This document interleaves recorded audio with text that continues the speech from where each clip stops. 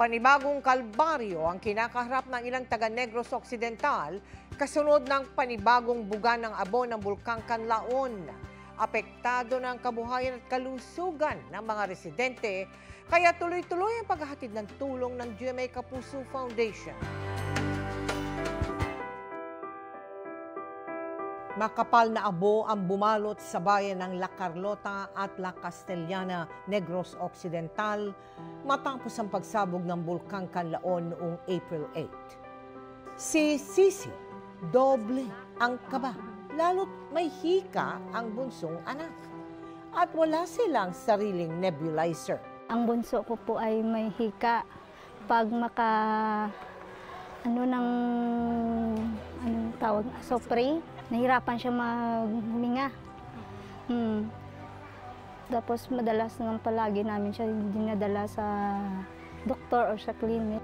Napinsala rin ang kanyang mga pananim sa bukid. Ang 75 taong gulang na si Virginia, nangangati na ang lalamunan at inuubo na. Kaya pinakulo ang dahon ng sambong muna ang kanyang iniinom. Nabigla ako kasi ako lang mag-isa sa bahay. Kaya nakita ko yung bulkan, may apoy na may apoy na lumalabas, ang ubo. Dami kami dito mga senior. Kaya ang GMA Kapuso Foundation agad naghatid ng tulong sa mga apektadong bayan sa Negros Occidental. Nagbigay rin tayo ng food packs sa mahigit 1,000 individual sa 3 barangay sa bayan ng La Carlota at La Castellana. Patuloy po ang pamamahagi natin ng N95 face mask, food packs at lugaw sa bayan ng Kanlaon at La Castellana. Isa sa mga pinakaapektado ng nagpapatuloy na aktibidad ng Bulkang Kanlaon ang mga mag-aaral sa Negros Island. Ilang buwan din silang nag-evacuate kasama ang kanilang pamilya pero hindi ito naging hadlang para sa kanilang mga pangarap. Tuloy-tuloy ang pagtulong ng GMA Kapuso Foundation na nagtungo naman sa Canlaon City at bayan ng La Castellana. Ang bawat pagsikat ng araw ay sumisimbolo sa matayog na pangarap ng mga mag-aaral sa Barangay Malaiba sa Canlaon City, Negros Oriental. Apektado man ng pagputok ng Bulkang Kanlaon, hindi sila nagpatinag sa pagkamit ng kanilang pangarap. Gaya ng grade 6 student na si Chris, nakapagtapos siya with honors. Nagbungang araw ang sakripisyo sa pagsasaka ng mag-asawang sina Ricky at Junie Lee. Masaya naman ako dahil naglalaban naman niya yung kanyang pag-eskwela kasi bilang ama, support lang ako sa kanya. Noong nakaraang taon, 2 beses silang nag-evacuate. Umabot din ng 50,000 piso ang kanilang lugi dahil sa pinsalang dulot ng bulkan sa kanilang pananim. Napakalaking hirap kasi pag pumutok ang bulkan, kanang bakwit kami. Crowded kayo doon, magkasakit ang mga bata. Nasaksihan ng GMA Kapuso Foundation ang katatagan ng mga residente at mag-aaral na naapektuhan ng aktibidad ng bulkan. Kaya agad tayong namahagi ng tulong sa mahigit 5,000 residente sa Barangay Malaiba sa Canlaon City at Barangay Mansalanao sa La Castellana. Yung number 1 po na naapektuhan ng Canlaon po is yung mga farmers natin. Since June 3 po, meron po tayong naitalang mga bilyon na po na damage ng crops po natin. Pero patuloy naman din po yung mga negosyo dito sa Canlaon, inaabisuhan lang po sila na mag-ingat. Namahagi rin tayo ng N95 face masks at nagpakain ng lugaw.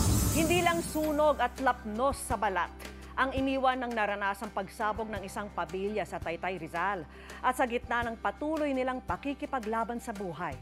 Patuloy rin po ang kanilang panawagan para sa tulong. Nito lamang April 4, itinampok natin ang masaklap na sinapit ng pamilya Bernardino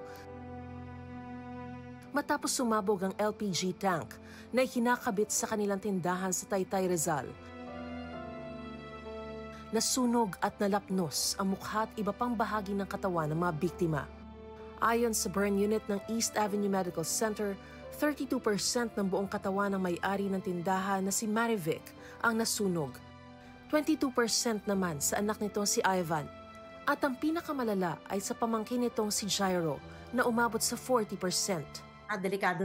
Basta 40% and above, delikado. Yung face niya parang severely damaged eh.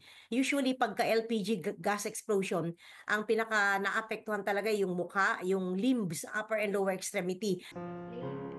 Pero nito lamang Miyerkules, malungkot na ibinalita sa amin na binawian na ng buhay ang college student na si Jairo. Sobrang bait po.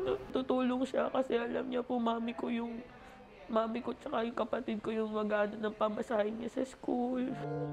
Hindi na siya naabutang buhay ng kanyang inang OFW. Samantala, minomonitor pa rin ang kalagayan ng mag-inang Marivic at Ivan sa intensive care unit ng ospital. Pinapahiran to ng mga antibiotic cream o binibigyan ng oral or IV intravenous antibiotic to prevent sepsis. Pinapahil muna nila. Pag medyo lumiit-liit na, then they could get skin graft from other body areas. Mga kapuso, kinakailangan pa rin nila ng ating tulong. Sa loob kasi ng isang linggo, nakakaubos ng tig-isang antibacterial cream ang mag-ina na nagkakahalaga ng 2,434 pesos. Kahit anong tulong po na mabibigay po, medyo nahihirapan po talaga kami. Sa mga nais tumulong, maaaring magdeposito sa aming bank accounts o magpadala sa Cebuana Luwilier. Pwede rin online via GCash, Shopee, Lazada at Globe Rewards.